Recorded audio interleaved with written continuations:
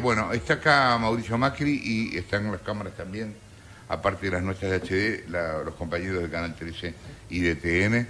¿Qué tal? ¿Cómo andás? Muy bien. Acercate, Muchas gracias. Muchas gracias por invitarme a conversar. A ver si acá podés hablar, no como en el programa de Majul, que no te dejaban. No me dejaban, pero bueno. Pero es así la dinámica. Está bien. Yo me adapto. Oíme, ¿por qué le pusiste...? En realidad, ¿cuándo decidiste el título? ¿Antes o después de escribir el libro? Terminando el libro. Terminando el libro decidiste el Me título. trajeron una lista de propuestas y yo de golpe dije, no, primer tiempo. Lo tiraste vos directamente. Bueno, vos sabés que el título tiene una connotación importantísima. Absolutamente. Exactamente busqué eso. Primero, mi esencia futbolera. Y segundo, que quede claro que hay un segundo tiempo de la transformación. Eso es lo que apunté a que realmente espero que hayan podido leer el libro, pero lo que yo busco ante todo en el aporte que quiero hacer con este libro, lo primero es reafirmar el por qué yo comencé en política en el 2003, que es para ayudar a que la gente viva mejor, y para eso hay que transformar la Argentina. Y quería que ese libro, al leerlo, uno entienda que tal vez, medio difícil de entender, el 15 y el 19 fue el prólogo de esa transformación de la Argentina y que esta lamentable vuelta atrás es el último aprendizaje antes que la Argentina encare 20 años de crecimiento consecutivo, dejando atrás definitivamente al populismo. Para mí ese es el aporte central que busco con el libro, además de, por supuesto, transmitir mis experiencias y lograr que los valiosos dirigentes que tenemos en Juntos por el Cambio no recorran caminos que ya no funcionaron, ¿no? Ahora, perdón, otros. Mauricio, vos entendés que primer tiempo, más allá de lo que vos contás conceptual, lo que se entiende es yo voy a ir a por el segundo, dicho por vos.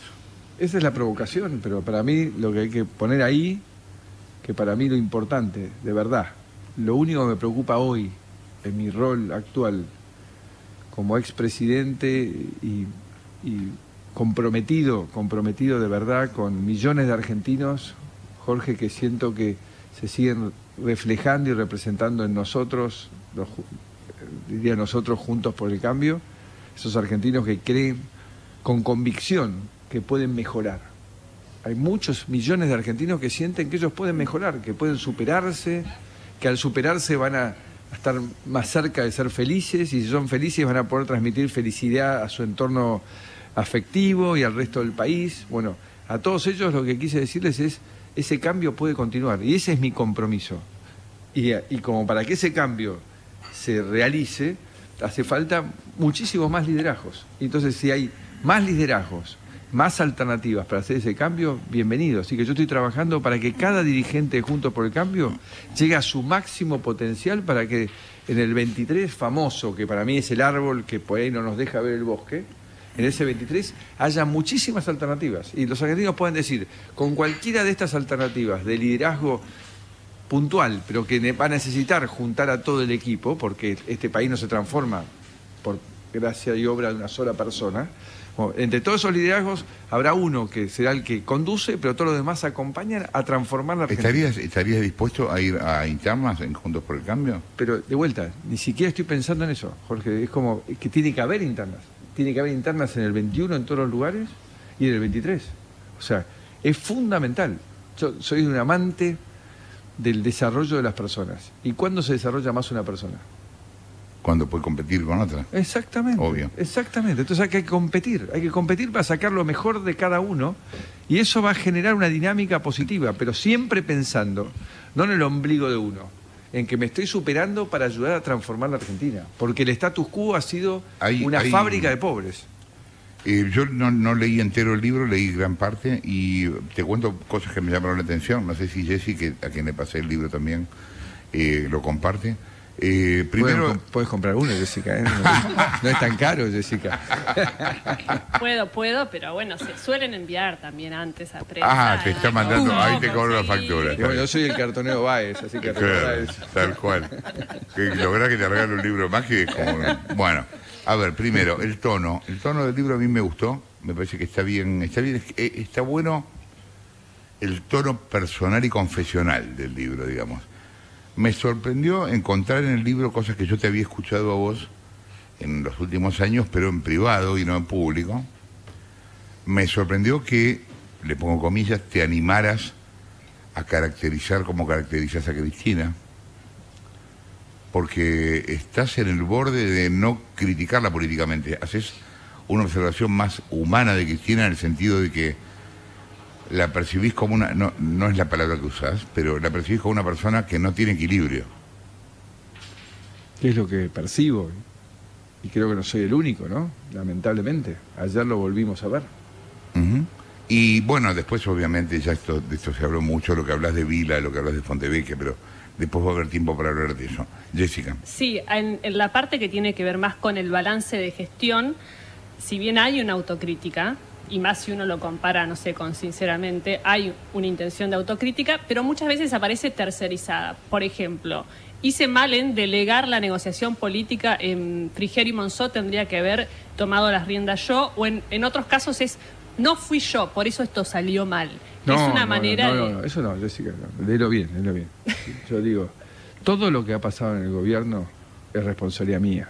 La gente me votó a mí y yo elegí quienes colaboraban conmigo. Yo les di cargos importantes y además son los más importantes que tuvieron en su vida, casi todos, con lo cual es más responsabilidad mía. No es que yo elegí a Kissinger, que ya venía con una experiencia. Yo elegí gente que le di la oportunidad de tener la mayor responsabilidad que tienen en su vida. Así que si ellos fallaron, fallé yo, porque tomé una decisión equivocada. Y además dije, en ese caso particular, que seguramente Jorge va a querer volver sobre eso, porque de los que cree todavía, simplificadamente, que acuerdos posibles no fueron aceptados, es que yo creo que viendo lo que está sucediendo hoy, quedó más claro, más en evidencia, que era mentira que había otro peronismo que estaba dispuesto a acordar sobre la base de normalizar, transformar la Argentina, transparentar la Argentina, aceptar la OCDE. ¿Qué hizo este gobierno? Lo primero que hizo fue tacharse de la lista de OCDE, que estábamos número 1 para entrar. ¿Y qué es la OCDE? La OCDE es un acuerdo entre los países más importantes del mundo para códigos de transparencia, de cómo vincularse en forma institucional. Y lo primero que hizo este gobierno, dijo, no, nosotros cosas no queremos, nosotros queremos seguir en la oscuridad. Entonces digo, eso es lo que yo planteé en el libro. O sea, todas las cosas que están ahí expresan fallas, errores que yo cometí, y en cada área hay alguien que trabajó conmigo en eso, pero no porque yo digo, es culpa de ese, no, es culpa mía, pero, insisto, me parece ya un avance en esta subjetividad del mundo que, digamos, hubo autocrítica. Después, otros dicen que fue poca, mucha, bueno, eso ya es subjetivo, para uno es poco, para otro es mucho, para Campanella es demasiada, ¿no? Entonces digo, cada uno decide como le parece, pero yo hice algo honesto, y además con el corazón, con la sinceridad que me caracteriza. Siempre me han dicho que practico sincericidio, porque creo que tengo que hacer un aporte, a que entendamos otra cosa de fondo en el libro, Jorge, que es muy importante, es que también aquellos que lo lean analicen también con la misma honestidad que intenté hacerlo yo, cuánto colaboraste con el cambio y cuánto no, porque el cambio es algo muy dual en las personas. Todos de entrada decimos, sí, queremos cambiar, y tenía que hablar los matrimonios, cuántas mujeres dicen, no lo aguanto más, me lo voy a echar de casa, y al final llega el momento y dudamos, o de cambiar de trabajo y dudamos. Y en eso pasó todo el viaje de mi gobierno. Yo planteaba transformaciones y todos aquellos que decían, no, estamos a favor del cambio, llegaban a la puerta, se daban vuelta y me decían, pero la mía está. Entonces, obviamente, si está la de cada uno, ¿qué cambio estamos haciendo? Esto creo que es algo que estaba madurando y hoy sigue madurando. Hoy yo siento que cada vez más esa masa crítica de la cual habló Pilar Rahola en la presentación del libro, que fue algo brillante, conmovedor su testimonio, dice esa masa crítica que no son más borregos, que tienen pensamiento propio. Eso es lo que me hace ser a mí, a pesar de mi pesimismo por el corto plazo, muy optimista por el largo, porque esa masa crítica está entendiendo cada vez más que era mentira el populismo, que no existe la solución con el regalo, con la dádiva, que no es verdad que el Estado te puede dar todo, que vos tenés que trabajar y vos tenés que poner tu granito de arena. Como decía el general, cada uno tiene que producir por lo menos lo que consume, ¿no? Entonces digo, estas máximas de Perón, que esta versión kirchnerista del peronismo se ha olvidado por completo, ¿no? Le vas a dar la razón a los que dicen que sos peronista al final. Y que yo te diría que Perón hoy, si viniese acá, diría, yo me anoto en Juntos por el Cambio. Me dice. Y claro, sí, esta versión del peronismo se ha transformado en los que representantes de los que no trabajan. Y nosotros somos los que representamos a los que quieren trabajar. Toda esta gente que yo hablo, estos millones, piden solamente un trabajo decente. Es lo único que te pide la gente, un trabajo decente. Porque al trabajar, vos existís, trascendés. Si vos dependés solamente de lo que alguien te regala, te somete, te humilla, te saca la dignidad, que es lo que hace el populismo. Martín. Buen día, Macri. ¿Qué... Ahí está en una nube, Martín. Acá acaba de llegar. Está en la nube, está en el cloud. Hola, Martín. ¿Qué tal? ¿Qué reforma se arrepiente de no haber impulsado en su gobierno y cuál sería la prioridad de un nuevo gobierno, no digo suyo, sino de Cambiemos, para dejarle la puerta abierta? Y muchas, porque pero claramente... Vamos por la más importante. Ya sé, pero yo te diría, Martín, que nosotros fallamos por las que no hicimos, no por las que hicimos, ¿no? Las que hicimos funcionaron todas prácticamente, las que no pudimos implementar fueron el problema. Y el problema de fondo, Martín, es la macro. O sea, nosotros hicimos muchísimas cosas impresionantes en la micro, el aumento de la exportación, la modernización del Estado, la infraestructura, la política exterior, que eso ya es más macro, ¿no? Todas esas cosas funcionan, la revolución de la educación, pero si no tenés moneda, si no tenés previsibilidad, entonces no hay una manera de proyectar de vuelta ese empleo que la gente quiere. Entonces ahí es donde nosotros, por errores propios y fundamentalmente también, porque en la época que fue mi discusión eterna con el señor Lanata, no había conciencia en el 2015 de que el Estado Nacional estaba quebrado. No había. Vos tampoco lo dijiste. Yo lo dije, pero no hice eso. Yo hice un informe del estado del Estado, lo puse sobre la mesa el 1 de marzo y dije, esto es lo que pasa, pero es como que no había una vocación de decir, bueno, de verdad estamos quebrados, bueno, a ver, saquemos, digamos, desarmémonos, pongamos todos cada uno sobre la mesa lo que se ha llevado, a ver cómo arrancamos de vuelta. Eso no existió, con lo cual yo jamás tuve que vetar una ley, Martín, para recortar el gasto. Todas las leyes que veté eran porque aumentaban el gasto. Entonces ya en abril del 2016 tuve que vetar la primera ley de masa que me prohibía los despidos, y después una para aumentar el mínimo no imponible de ganancias a un nivel que se destruía el presupuesto de vuelta, y después el retrotraer las tarifas 2 años más adelante, que sacaba una ley por unanimidad en ese momento ya el peronismo, que también fue un golpe letal a la credibilidad internacional de que yo tenía apoyo. ¿Pensás que te tendrías que haber animado a más? Y siempre tenés ganas de haber intentado más, pero tal vez lograba menos, porque cada vez que daba un paso en esa dirección, en el terreno prohibido, me ligaba 14 toneladas de piedra. Entonces era como una sensación de daba un paso para adelante y de golpe perdía 3 para atrás, porque en el libro lo pongo, para mí un quiebre en nuestro gobierno fueron las 14 toneladas de piedra. Habíamos ganado una elección como solamente se recordaba la de Alfonsín del 85. Todo el mundo estaba conmovido. Hice un discurso convocando el consenso 2020 en el CCK para que todos trabajemos en acordar política a largo plazo. Estaba todo fantástico. Y por una uña, en términos del brazo que le acaban de arrancar a los jubilados, por una uña nos llenaron 14 toneladas de piedra el kirchnerismo en plenitud, demostrando que seguía más fuerte y vivo que nunca, ¿no? Este es un tema que lamentablemente siempre pesó. O sea, la fragilidad política nuestra fue algo, no haberla asumido de entrada y tener una estrategia para la fragilidad fue un error, porque nosotros estábamos en minoría, no solo en ambas cámaras, que fue el único presidente de la historia de la democracia en esa situación, en minoría en el empresariado, en los gremios, en las organizaciones sociales, en los gobernadores, en los intendentes. ¿Qué te pasó con los empresarios? Porque se suponía que los empresarios iban a apoyarte y no lo hicieron. No, pues eso siempre fue un cuento. O sea, acá el problema es o rompés el status quo, que significa romper el espíritu corporativo y cerrado del país, abrirte e integrarte al mundo, o no lo rompés. Y hay, por sectores, actitudes totalmente distintas.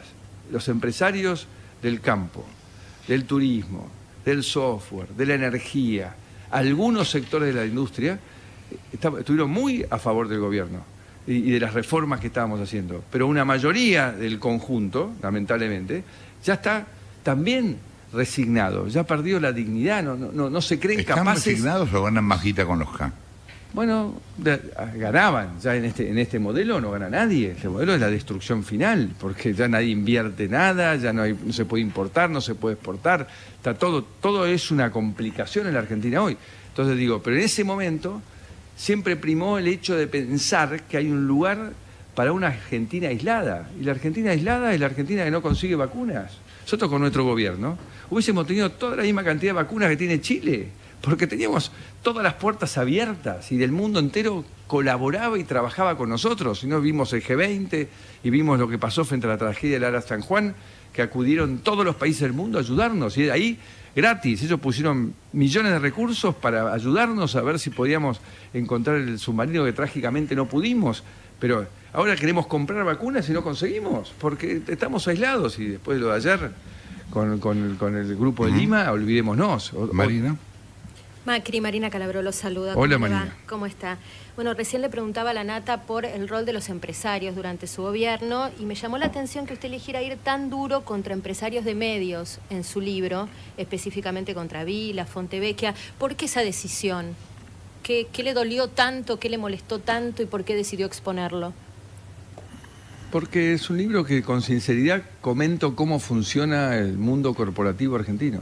Entonces creo que la gente sepa cuál es la verdad, ¿no? Y cómo se comportan algunos desde el poder en esta cuestión de, por supuesto, la mía está, ¿no? O sea, esta cosa de hacia afuera un discurso y hacia adentro es, bueno, para mí mantenerme el privilegio, sacárselo al de al lado. Y la Argentina así no sale. O sea, tenemos que romper el status quo, por eso le dije en la presentación del libro a todos, o somos el cambio o no somos nada, porque el mundo está en cambio, Marina. El mundo está en una vorágine con esta disrupción tecnológica, con que una aplicación en un celular cambia el comportamiento y los usos y costumbres de millones de personas en un instante y lamentablemente afecta a decenas de miles de puestos de trabajo.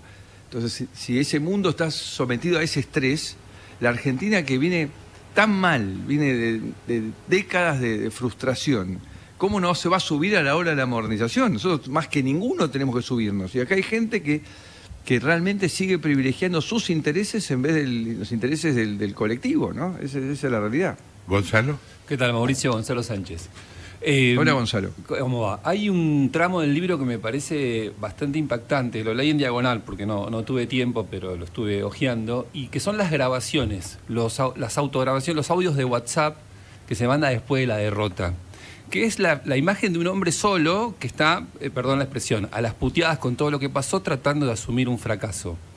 La pregunta que me hago es cuánto tiempo le llevó asumir ese fracaso, y lo siguiente es cuánto le afecta ver cómo se desanuda, porque este gobierno de alguna manera va en contra de todo lo anudado por ustedes, se desanuda toda esa Argentina que intentaron anudar.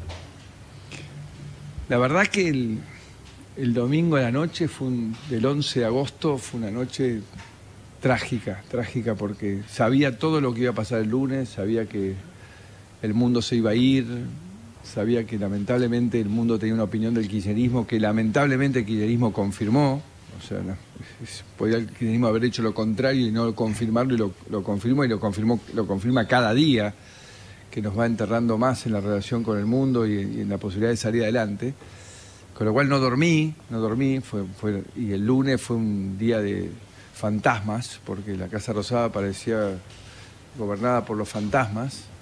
Así que fue muy duro saber que, bueno, que había muy pocas posibilidades de remontarlo y que esto iba a ser un retroceso muy duro empezar a pensar y cuestionarme qué otras cosas pude haber hecho, qué cosas pude haber dicho y explicado para hacerle entender a los argentinos, aquellos que no están fanatizados, que es la enorme mayoría, que lamentablemente volver atrás iba a ser así de doloroso como está siendo y que va a seguir siendo por un tiempo más. Así que fue realmente muy duro. Y la soledad del poder yo ya la aprendí desde muy chico, yo sé lo que es el poder, jamás me creí y fui víctima de las consecuencias que genera el poder y que he visto en mucha gente, con lo cual para eso sí estaba preparado. no estaba preparado para la frustración de lo que hablás, ¿no? De ver que todo ese progreso en las relaciones con el mundo se ha ido al demonio, que la evolución en la educación y las pruebas a aprender y el intento de mejorarnos en base a competir con las pruebas PISA, la hemos anulado. Que ver que se acaba el expediente electrónico, la SAS para un pibe que quiere organizar su primera empresa por internet, ahora de vuelta tiene que volver al papel y al rigor de la burocracia y de las mañas de los Nissen de la vida. Digo, toda esta cosa de que la gente que se emocionaba volando por primera vez, que vuelve a estar incomunicada o que ya no se invierte más en internet y vamos a quedarnos sin internet en breve, todas esas cosas duelen que todo lo que habíamos logrado, que se genere, que funcione, no se respete, ¿no? Porque finalmente lo importante era resolver lo que no habíamos logrado arreglar nosotros, no desarreglar lo que ya habíamos arreglado. Pero bueno, lo bueno, insisto, porque yo quiero ser coherente con el libro, ¿no? Yo soy un optimista y jamás dejaré de serlo, yo creo en los argentinos. Esto es como increíble, pero es el aprendizaje final, es muy doloroso. Yo sé que muchísima gente que se tentó por el asado y el cuento de la heladera llena, que hoy no existe ni asado, sino polenta, y la heladera hasta la están empeñando, peor, están empeñando, me decían hoy, el otro día, líderes de distintos barrios que están empeñando las herramientas de trabajo, la gente por la falta de recursos para poder llegar a fin de mes. Todo lo que hicimos lo vamos a volver a hacer. Y lo importante es que con este aprendizaje, en línea a lo que planteaba Martín, vamos a poder hacer, ya no solo porque aprendimos y lo haremos mejor, sino que Juntos por el Cambio, con un apoyo político distinto, con una madurez distinta a la sociedad argentina y todos juntos decididos a normalizar el país, a ser previsibles, el país va a salir adelante. El 23 no va a tener nada que ver con el 15. El 23 va a ser una etapa distinta a la Argentina porque ya no va a haber nada oculto, ya no va a haber nada, como me decía mi hija Jimena, papá, pues nosotros no vimos el abismo que vos decís que evitaste. Nosotros, ¿qué querés que haga? Nosotros, hasta que vos llegaste no pagamos las tarifas y era una fiesta. Entonces no vimos que nos íbamos a quedar sin luz. Entonces todas estas cosas esta vez lamentablemente van a ir sucediendo una a una, porque claramente si haces las cosas mal y repetís las mismas políticas que ya fracasaron, te va a traer las mismas consecuencias. Así que creo que en este momento, con una madurez distinta, un aprendizaje distinto y dirigentes valiosos como tiene Juntos por el Cambio, estoy seguro que vamos a poder salir adelante y la Argentina va a ocupar ese lugar que Pilar Rahola tan emocionantemente decía, el mundo espera a ese gigante que en potencia que nunca termina de aparecer, y la Argentina va a aparecer, se va a plantar en el medio del escenario mundial de vuelta y va a decir, acá estamos y vamos a aportar no solo soja, vamos a aportar muchísimas cosas que nuestro talento y nuestra capacidad nos va a permitir. Te llevo a 2018, que fue el año en que empieza como la debacle, por decirlo de alguna manera, del gobierno con la crisis internacional. Y la pregunta es si te arrepentís de haber ido rápidamente al Fondo Monetario Internacional, que te ató de alguna manera de manos con el tema del dólar y que hoy es el gran tema del kirchnerismo en el contexto de negociación con el fondo. Todo el tiempo te suben al ring porque Macri.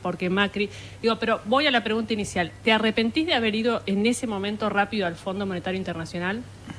No, la verdad que no, porque esta locura de seguir endeudándonos, porque no se podía bajar el déficit, porque la deuda es hija del déficit, y el déficit lo dejaron los kirchneristas, ¿no? En esta sucesión de mentiras que repiten, y repitió ayer de vuelta a la expresidenta, ella recibió un país con 4% de superávit y lo devolvió con más del 5% de déficit. Yo lo devolví con 0,5% de déficit.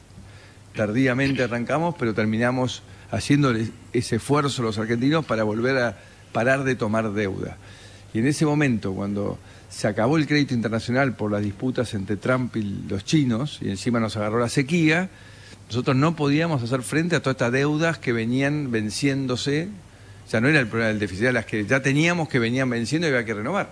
Y la verdad es que el enorme apoyo del mundo, apoyo político a esa Argentina que volvía en búsqueda de normalización y poner un límite a la chavización latinoamericana, nos permitió acceder a un crédito para pagar esa deuda, pues 90% fueron a pagar las deudas. Entonces, todo era tratar de pagar, con la plata del fondo, pagar los vencimientos, que dicho sea de paso, además, la tasa era menos de un cuarto de la que pagaba la Argentina. Y hoy menos de un séptimo, ¿no? Porque Guzmán se está endeudando al 18%. Entonces, la verdad es que no vi alternativa. Tal vez lo muy malo sí es como lo expliqué. O sea, expliqué en un minuto, de vuelta ahí ya estaba desde las piedras para adelante, yo ya entré en un modo resistencia con el casco puesto porque la agresión era imparable por parte del kirchnerismo. Y eso me llevó a perder el vínculo, perder la capacidad de explicarle a los argentinos. Me aislé, que yo lo asumí como una crítica, y recién recuperé ese diálogo en las marchas, ¿no? En el final de la campaña, cuando ya era tarde, pero hubo todo un momento en el cual estaba tan agobiado por ver lo que pasaba en el escenario político, económico argentino, que yo perdí esa capacidad de comunicarme, y eso fue un error garrafal, porque había que explicar a los argentinos que el fondo no significaba más que un instrumento de ayuda. El fondo no son los buitres, el fondo son los países del mundo que te ayudan o no te ayudan en función si creen o no creen en vos. Pero te limitaron mucho respecto al dólar que se empezó a disparar. No, eso fue una mala suerte. Eso fue una mala suerte porque el jefe económico del fondo en ese momento, David Lipton, decidió que nosotros no podíamos participar en el mercado del dólar, y él nunca entendió que la Argentina tiene un problema, no tiene moneda. Hace muchos años que la Argentina fracasa en detener la inflación, con lo cual la gente ya se protege en dólares, todo el mundo se protege en dólares. Entonces nosotros le decíamos, si no controlamos el dólar, la inflación no va a bajar, y yo decía, no, si la inflación va a bajar porque usted va a manejar la política monetaria de esta manera. Y nosotros le decíamos, está bien, una política monetaria sana es bueno, no te puede discutir nadie, pero mientras tanto hay que controlar el mercado en términos de participar con el Banco Central. Nos están dando 50.000 millones, no podemos estar de brazos con las manos atadas. Y no hubo manera, y cada estornudón que hubo, en el medio fue el de los cuadernos, que fue un hecho político que generó también una crisis financiera, porque el mundo dijo, esto es el lavallato, nos vamos, y yo gritaba, no, el lavallato era del gobierno que estaba, esto fue del gobierno anterior. El mercado dijo, no, esto es lo mismo, ahí nos fuimos de 29 a 40 con el dólar de vuelta. Entonces, otra vez inflación, y todo lo retrasó hasta que recién solamente en abril del 19 se empezó a normalizar, y cuando llegamos a agosto íbamos hacia una inflación de menos del 1, la Argentina ha vuelto a crecer, y tarde, porque con la noticia política que volvió al kirchnerismo, se terminó el tiempo de ese programa que tardíamente, por ese error de fondo de no haber activado mecanismos de participación en el dólar, no funcionó. Rolando. Mauricio, buenos días. ¿Te gustaría ser presidente de nuevo? Hoy no te lo puedo contestar, honestamente, porque he decidido ni pensarlo como una posibilidad de presente, porque mi tarea hoy es trabajar, Rolando, para que el sistema institucional, aún con sus fragilidades, continúe funcionando, porque esta vez el kirchnerismo, con ella a la cabeza, está decidido a romper el sistema, y que no tengamos instituciones independientes que garanticen una justicia independiente, una alternancia electoral. Entonces, esta es la prioridad que tengo, por eso digo, cuidado, que el árbol no nos deje ver el bosque. ¿Vos tenés claro defender un sistema institucional? Si sos el mejor candidato en 2023, o si es Larreta, María Eugenia, Patricia, o tanta gente valiosa que tiene en tu espacio. ¿Vos eso lo tenés claro? De la coalición, y yo voy a trabajar para que ellos sean los mejor que pueda tener la Argentina. Yo voy a trabajar para que tengamos los mejores candidatos. A mí lo que me preocupa, lo que me ocupa, yo con el status quo, Rolando, a mí me iba muy bien. Y yo salí de mi status quo a desafiar a esa Argentina que veía claramente en decadencia, y que esa decadencia se aceleró. Y lo he hecho porque amo este país, y este amor a mi país le ha costado muchísimo a mi familia. A mi familia le ha traído nada más que problemas. Entonces, más que nunca, voy a hacer lo que sea necesario para que esa transformación sea realidad. Yo no me voy a morir sin ver a la Argentina en el lugar que le corresponde. ¿Escuchaste a Carlotto. A Estela Carlotto? No escuché, pero me mandaron lo que dijo. Me da mucha pena lo que esa mujer vivió, pero más me compadece que ella no haya podido salir del rencor, del resentimiento, del odio. Yo sé lo que vivió, porque yo tuve la suerte de que esa misma gente me secuestró. Y pasé los peores 14 días de mi vida, y los pasó también mi familia, especialmente mi padre, que más allá de esta relación controvertida que siempre he tenido con él tenía un profundo amor por mí. A su manera, pero lo tenía muy profundo. Y yo supe perdonar. Yo supe decir, mi vida no va a estar marcada por el resentimiento y el odio a eso que me pasó. Yo voy a transformar esto que me pasó, y ahí fue donde fue mi quiebre mental. Ese momento, lamentablemente, como dice mi abuela, siempre decía, no hay mal que por bien no venga. Y a mí ese episodio que me llevó a ver la muerte de tan cerca, me llevó a decir, yo tengo que hacer algo distinto en mi vida a partir de ahora. Y creo que, bueno, queda claro que ella no ha podido. Y sobre lo que dijo específicamente, que es hay que meter a Macri preso lo antes posible. ¿Ves que hay algo que se está haciendo saber desde el kirchnerismo con esta idea y que se está instalando? ¿Puede tener algo de realidad? ¿Te da miedo? ¿Cómo lo ves? No, lo que marca es el cinismo absoluto de esta gente. Ellos hablan de este lofer sobre mi gobierno, cuando yo nunca invertí un minuto de mi tiempo en las causas. El señor Lanata puede dar fe. Y porque creo realmente, de verdad, en la justicia independiente. Y por eso colaboré cuando investigaron el famoso Panama Papers mío. Fui el primero en presentarme, no me enojé, no dije nada.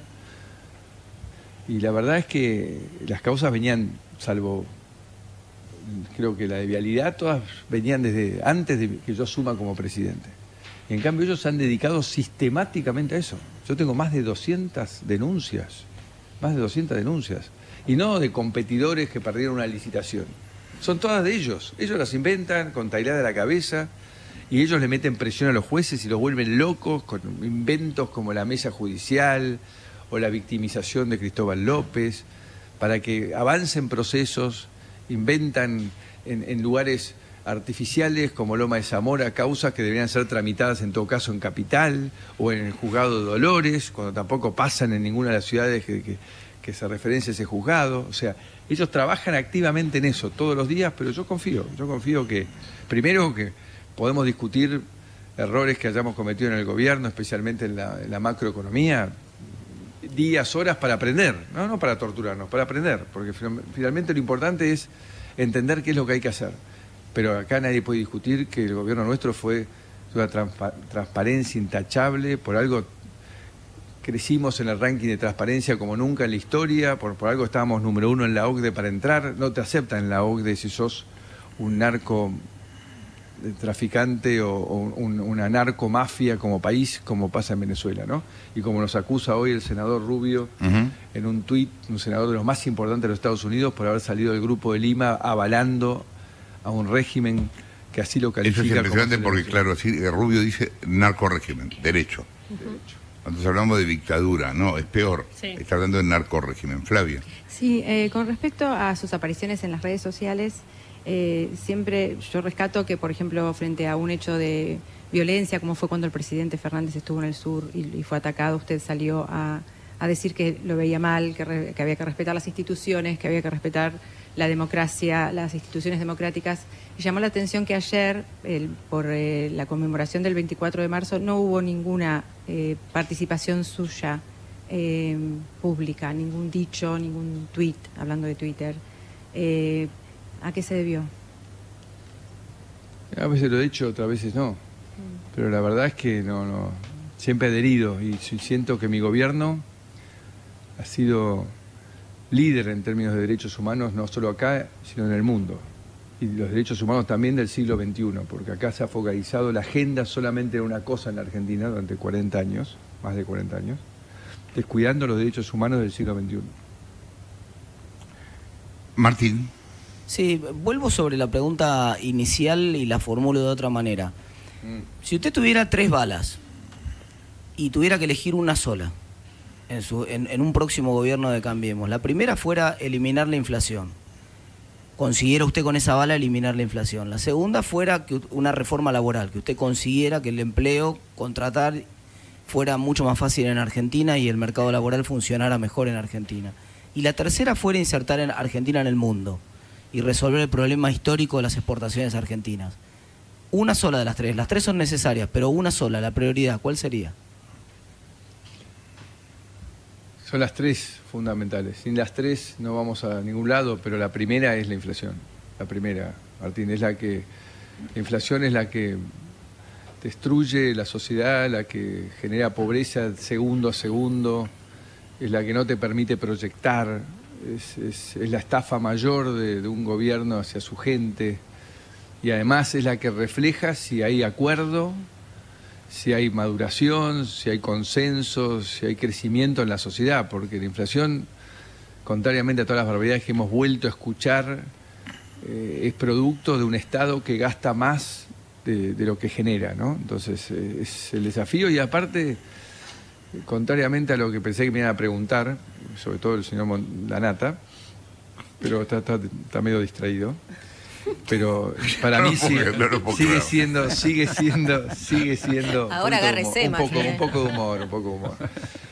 humor. Sigue siendo una tarea que no tenemos excusa, porque si el 90 y pico % de los países del mundo, Martín, y decime si me equivoco, han logrado tener una inflación de un dígito, es que no es imposible lograrlo, ¿no? Debe ser que es bastante factible lograrlo. Entonces acá lo que falta es una toma de conciencia de vuelta a esos intereses corporativos que se reflejan en un presupuesto nacional, donde cada uno no quiere ceder esa mentira de que el presupuesto da 140, a 150 en vez de dar 100, y que nunca se termina de acordar una base sobre la cual podamos trabajar, ¿no? Creo que esa es la bala. Espero haber dado la bala espero que vos pienses lo mismo, porque si no estamos en el horno. ¿Usted es consciente que hay una debilidad de usted al hacer esa propuesta o poner el foco ahí, porque usted no pudo hacer eso? Exactamente. Ustedes soy encararon un camino y cambiaron en el medio del río, en aquel diciembre del 2017, cambiaron la estrategia en el medio del río y no le funcionó. Estoy 100% de acuerdo. Además nosotros tuvimos algo peor, que es que no hubo un equilibrio o una coherencia entre la política monetaria y cambiaria y la política fiscal. Nosotros planteamos, digamos, en frecuencias distintas. Nosotros teníamos que, para hacer esa política monetaria antiflacionaria, teníamos que haber tenido una capacidad de reducir el déficit muchísimo más rápido. Entonces, esa asimetría generó una enorme debilidad para nuestro gobierno, que cuando se acabó el crédito internacional, empezó, como dijo Jessica, la crisis que empezó en el 18. Entonces, claramente, pero de vuelta, Martín. Por eso es el error. O sea, nosotros no podíamos... Te sumo otro. Yo siempre he creído que hay que alinear los objetivos, porque en la vida, si vos no alineás los objetivos, es muy difícil que las personas tiren del carro en la misma dirección. Y cuando nosotros nos hicimos cargo de pagar todas las deudas que había dejado la doctora Kirchner, porque encima miente cuando dice que ella pagó todas las deudas. Ella dejó la deuda de los jubilados, la de las provincias, los holdouts, el CIADI, el Repsol, pésima negociación del Club de París. Hasta Bolivia, ni a los amigos le pagaba. Y Bolivia y Paraguay con Yacyretá se le debía plata. Nosotros salimos a pagarle a todo el mundo, empezando por los gobernadores, con el fallo de la Corte que ya nos condicionó, lamentablemente, que el fallo en el fondo estaba bien, la oportunidad estuvo muy mal, porque era un gobierno que recién comenzaba. Entonces nosotros quedamos solos. Las provincias, con nuestro federalismo y nuestra vocación de cumplir, tuvieron superávit, todas aquellas que se manejaron bien rápidamente, y el déficit le quedó solo a la nación. Entonces ahí ya no había ninguna solidaridad para intentar sentarse a acordar recortes inteligentes para lograr ese equilibrio que nos sacase de ese déficit que nos llevaba a tomar deuda y que nos llevaba a no poder combatir la inflación coherentemente. Así que soy consciente de todo eso, pero también transmito este aprendizaje. O sea, necesitamos arrancar por ahí coherentemente, pero el 23 va a suceder, porque ante el fracaso del populismo, Juntos por el Cambio va a tener mayoría en la Cámara de Diputados, va a tener una situación parecida en senadores, y va a poder plantear un presupuesto equilibrado del día 1 que no nos haga depender ni del crédito internacional, ni de un banco central que emita pesos como ha emitido groseramente en el año 2020, que nos está llevando a este proceso de inflación que en alimentos está descontrolado, ¿no? Por más allá de que ellos aquella contradicción entre shock y gradualismo, ¿cómo tendrías que haberla enfrentado? Y que de vuelta, pensar que uno puede hacer más de lo que el sustento político y la conciencia pública existe, es engañarse. O sea, tal vez a más hubiesen habido más toneladas de piedra y mucho más rápido. Entonces, y ahí ni siquiera terminábamos. O sea, el principal aporte que hizo este gobierno de Juntos por el Cambio es, después de más de 90 años, terminar y de permitirle al populismo de volver a gobernar sin que diga, por más que lo dicen igual, que fue una crisis y tierra arrasada, todo mentira. Y ahora ellos tener que verse enfrente al fracaso más grande que van a tener en su historia, que lo que va a permitir que todos abramos definitivamente los ojos y entendamos que el populismo no es una solución y que ni siquiera esta vez, con las hojas récord de vuelta que le está tocando, que no nos tocó a nosotros, les va a alcanzar, ni siquiera eso les va a alcanzar. Entonces digo, para mí, en el 2023, en este aprendizaje doloroso de todos los argentinos y el aprendizaje que hicimos nosotros como dirigentes, vamos a llegar al 23 con la claridad de saber que lo más importante que nosotros tenemos que lograr es que la gente tenga empleo, que la gente tenga trabajo lo antes posible. Y para eso vamos a tener que hacer todas las decisiones que sean necesarias para que eso se consiga. No es, vamos a hacer un poquito, no. Si el empleo es lo importante, no le vamos a poder decir a la gente, esperá que en 5 años vas a tener un trabajo. No, tiene que tener un trabajo en un tiempo razonable. Y para ese tiempo razonable va a haber que tener un presupuesto razonable, impuestos razonables, Martín, que la bala no la pusiste en los impuestos, porque con esos impuestos no invierte nadie en este país, porque solamente puede ganar plata alguien que no paga los impuestos. Entonces, y la gente invierte cuando puede ganar. Entonces nosotros necesitamos que la gente crea que puede ganar en un sistema competitivo y así le da trabajo a mucha gente, porque para ganar plata hay que tomar gente y ampliar sus fábricas y sus empresas y toda esta cosa que hoy no sucede, porque tenemos un gobierno que inventa un impuesto por segundo que no existe en ninguna parte del mundo. Entonces, lo que pasa es que para bajar logran los impuestos vivos tenés es que que se decir vaya. qué gastos vas a bajar también. Por supuesto, entonces hay que tener con los impuestos razonables, un presupuesto razonable y una legislación laboral que permita que Jessica y Flavia, que producen empanadas, deciden sumarle milanesas, toman 4 empleados más. Si con las milanesas les va mal, ellas pueden decir a los empleados que toman para las milanesas, mira, me fue mal, tomá acá tu indemnización, pero sigo con mis empanadas. Hoy lo que pasa en la Argentina es que pierden la milanesa, las empanadas, la casa. Entonces nadie quiere invertir, nadie quiere poner un empleado, nadie quiere hacer nada, porque todo es un sistema que realmente mafioso, que ha logrado expulsar a que lamentablemente cada vez más argentinos se vean humillados a trabajar en negro. Y eso es una aberración que la saben hasta los propios sindicalistas, que viajaron por el mundo conmigo, que vieron esas reformas, que dijeron hay que hacer algo, es verdad, nos hemos quedado atrás. Y cuando llega el momento, largar esos privilegios, como pongo en el libro, y cuesta, todo el mundo dice, y la verdad, y un minuto más, 10 minutos más, quiero dar la vuelta a la calecita gratis. Y la verdad que, bueno, cada vuelta de calecita, más gente cae en la pobreza. Hablaste muchas veces del 2023, repetís ese número todo el tiempo. Te pregunto por el 2021, ¿por qué no vas a ser candidato?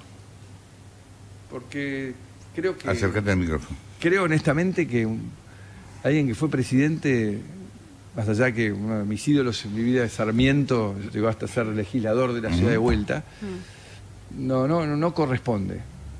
Y menos si acá está en discusión el tema fueros o no fueros. Yo no he hecho nada ilegal, he sido un presidente correcto, mi gobierno ha sido correcto. Y además creo que tienen que surgir nuevas propuestas y las elecciones sirven para que surjan nuevos liderazgos. Entonces yo quiero realmente que el espacio esté abierto y que haya oportunidades que cada uno muestre en la dirección del cambio, en la dirección de enfrentar el status quo, no lo políticamente correcto que siempre jode a la gente, no esta aversión al riesgo que tiene la política en el mundo hoy. Antes supuestamente los que más aversión al riesgo tenían eran los banqueros, ¿no? Te prestan cuando te sobra la plata y te la sacan cuando vos lo necesitas. Bueno, ahora son los políticos, no quieren asumir ningún tipo de riesgo. No. Uno lidera, tiene que asumir riesgos, uno tiene que mostrar la visión que uno tiene y entusiasmar a la gente a ese lugar, a esa tierra prometida. Flavia. Con respecto, lo saco del tema económico, pero no. Al manejo del tema de las vacunas, en lo amplio, digamos, en las compras, en la aplicación, en quienes están a cargo. ¿Qué hubiera hecho igual y qué hubiera hecho distinto? Me cuesta encontrar algo igual. Bueno. Me cuesta, honestamente. Lo que más me duele es lo que han hecho nuestros jóvenes. Que esos chicos que hayan aparecido en selfies, festejando vacunarse, teniendo abuelos, teniendo padres en edad de citar esa vacuna. Es como decir, ¿qué le han hecho a nuestros jóvenes? ¿Qué daño le han hecho? ¿Cómo ellos no pensaron, perdón, yo no me voy a vacunar hasta que no esté vacunado mi abuelo? O sea, eso me partió en el alma, porque nuestros jóvenes son el futuro, nosotros necesitamos de esos jóvenes. Y después dijo 20 millones de vacunas en enero. De ese lugar no se vuelve. No puedes decir voy a tener 20 millones de vacunas en enero. ¿Por qué no tenemos vacunas? ¿Cuál es el quilombo? El quilombo es la ineptitud. También es una discusión que siempre hemos tenido. O sea, en los gobiernos de Néstor, Cristina, hubo corrupción, pero eso fue un detalle más. El tema de fondo es que fueron gobiernos malos, con montones de recursos que disimularon que eran gobiernos con problemas de gestión. Y este todavía es aún más caótico, no hay conducción. Y no han sabido tener una estrategia, y por supuesto con esta política exterior que los aísla, que les genera conflictos con todos, se han quedado sin estar en la mesa donde realmente se podían comprar las vacunas. Y por eso Chile, que tiene una excelente política exterior, accedió a tener las vacunas que necesita para llevar este ritmo de vacunación que es la envidia para nosotros hoy los argentinos, porque la verdad que la desesperación de que amenazan que viene la segunda ola y que no llegamos a vacunar a la gente, por lo menos, que está en situación de riesgo, realmente es alarmante, es una tristeza absoluta, y encima ni siquiera sabemos por qué no compraron Pfizer. Nosotros hicimos los ensayos clínicos, eso nos daba prioridad. Producto de la historia de haber aumentado los ensayos clínicos en Argentina con las reformas que hicimos en modernización, que simplificamos, es algo que genera mucho empleo en la Argentina. Había una cantidad de trabas burocráticas y corruptelas que eliminamos en el ANMAT y compañía, y eso generó muchísimo más ensayos clínicos. ¿Por qué? Porque en Argentina hay talento y se puede hacer. Y eso nos dio la oportunidad de que sucedan acá, y nos quedamos sin esa prioridad, y no nos explican siquiera ¿por qué no compramos la Pfizer? Entonces, otras cosas que son inexplicables, pero que tienen que ver con la ineptitud, la mentira, el desorden que genera el populismo. Marina. Macri, recién usted decía, no he hecho nada ilegal, nada incorrecto. ¿Siente que hay un sector del gobierno, y particularmente la vicepresidente, que tienen esta suerte de obsesión o convicción por verlo preso? Y aprovecho para atar esto con la reforma judicial propuesta por el gobierno, por el presidente, y su mirada, si me hace una evaluación global de esa reforma judicial. Lo primero es que no hay mejor manera de ocultar un elefante, dicen en la calle Florida, que llenarlo de elefantes, ¿no? Entonces esta es la estrategia de ellos. Disparan y disparan denuncias y cosas y cuentos muy lindos, y presionan a los jueces para que esos cuentos se hagan realidad. Y en la reforma judicial inoportuna, una reforma judicial de esta seriedad debería ser hecha como planteó el presidente el 28 de octubre cuando me visitó en la Casa Rosada, que por supuesto no cumplió, como no cumple nada de las cosas que dice, solamente en 24 horas se contradice. ¿Qué no le cumplió? Perdón, la interrupción. No, dijo que quería sentarse a conversar con la oposición una reforma del sistema judicial, una reforma de Comodoro Pi, un procurador consensuado, y no hizo nada de todo eso. Esas cosas hay que encararlas con la seriedad de tratar de que el sistema mejore, no de conseguir acólitos en el sistema, no el volver a buscar jueces militantes para garantizarse impunidades o sistemas electorales amañados, como pasa ahora, que todo el mundo especula con la llegada de Ramos Padilla en la provincia de Buenos Aires como juez electoral. O sea, todas estas cosas no suman para nada. Nosotros durante nuestro gobierno, con la gestión impecable de Germán Garabano, nombramos más de 300 miembros del Poder Judicial en concursos transparentes, eligiendo los mejores de cada terna. Lamentablemente hubo 200 que quedaron en el tintero y no se pudieron nombrar porque ya el senador Pichetto anunció que iba a acompañarnos y ahí perdió definitivamente la conducción de ese bloque de senadores. Pero la verdad es que lo hicimos y lo vamos a poder volver a hacer, seguir mejorando y hurgando, porque somos argentinos, entre argentinos, como ir mejorando la calidad de los jueces. Hay una crítica en la sociedad a todos los estamentos institucionales. También los jueces caen a volteada, porque también hay jueces que sueltan gente peligrosa, no solo corruptos, sueltan asesinos y todas cosas, violadores, y esas cosas generan rechazo. Pero yo creo que, como en todo, hay una mayoría de buenos jueces que lamentablemente son son avasallados por la irrupción mediática de las cosas malas. El sistema de comunicación del siglo XXI están basados en lo que no funciona, no en lo que funciona, ¿no? ¿Te esperabas que hubiera gente que se negara a vender tu libro? No. ¿Y qué se produjo?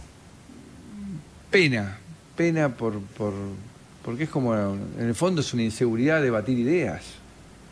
Y a la vez yo soy tan liberal que digo, bueno, cada uno que quiere venda, lo vende, y que no, o sea, es su problema.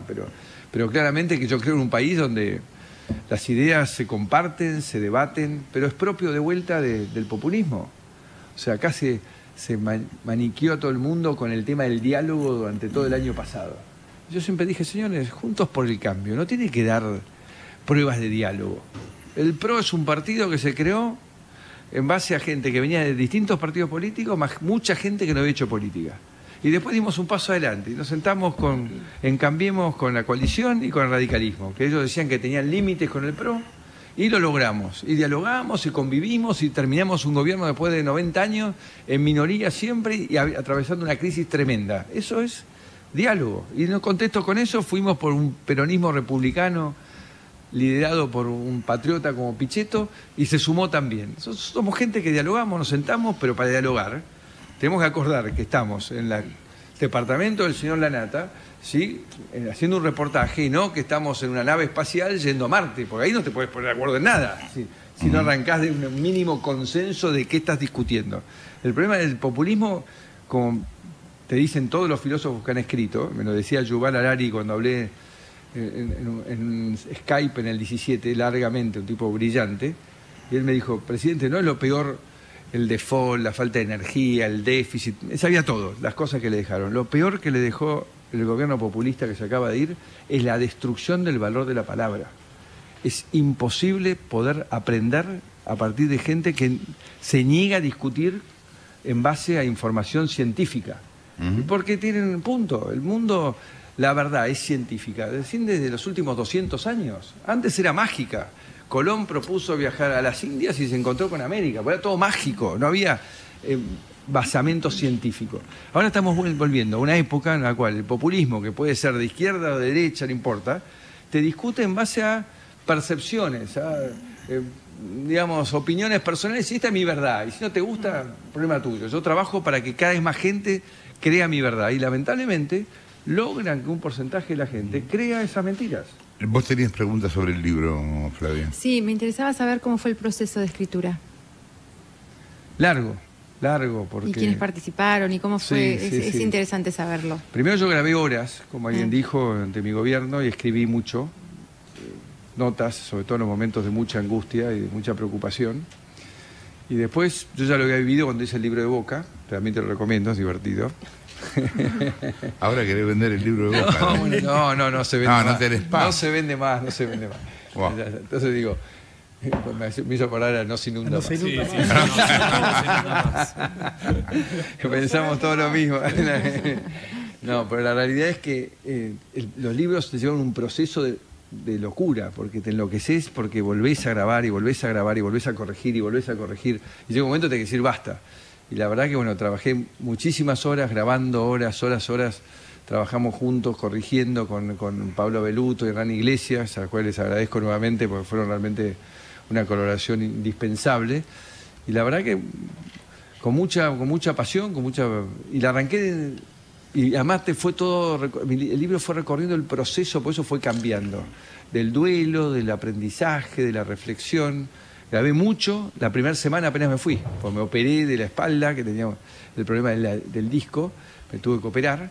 Entonces aproveché esos 3 días que tenía que estar inmovilizado en horizontal para trabajar muchas horas, pero también era muy fresco todo. Entonces después tuve que empecé a mirar y a leer y todo lo que había dicho, y me pareció que había que ir cambiándolo. Así que bueno, fue un proceso para mí enriquecedor, muy enriquecedor, y bueno, podía haber seguido corrigiendo un montón más, pero llegó un momento que la editorial presionaba, ya quería sacarlo el año pasado, le dije no, es muy pronto. Entonces dije, bueno, ya en un momento me dijeron basta, 30 de enero hay que cerrar, y ahí cerré. Jessie.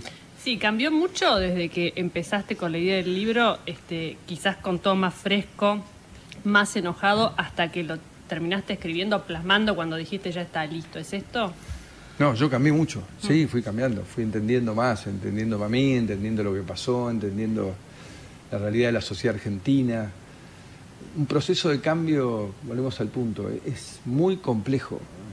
Esa dualidad, esos miedos que genera y la fascinación que genera el cambio conviven. La misma persona que honestamente, por eso honestamente quiere un cambio, esa misma persona a la tarde y vos te vas a encontrar en ese lugar muchas veces y decís, sí, pero y si me sale mal, ¿no? Y si pierdo lo poco que tengo. Y ahí es donde trabaja el populismo, en la resignación, ¿no? Quédate con esto porque si vas por más vas a perder hasta el colchón. Entonces vos quedate con que yo te doy el colchón cada vez que termine la inundación. No quieras que venga alguien a arreglarte la inundación, ¿no? Esa cosa es algo muy, muy dramática. Es el virus del populismo, es la resignación, y el antídoto es la convicción de que vamos a cambiar. Ese antídoto está más fuerte que nunca en la Argentina. ¿Te interrumpimos poco? Muy poco.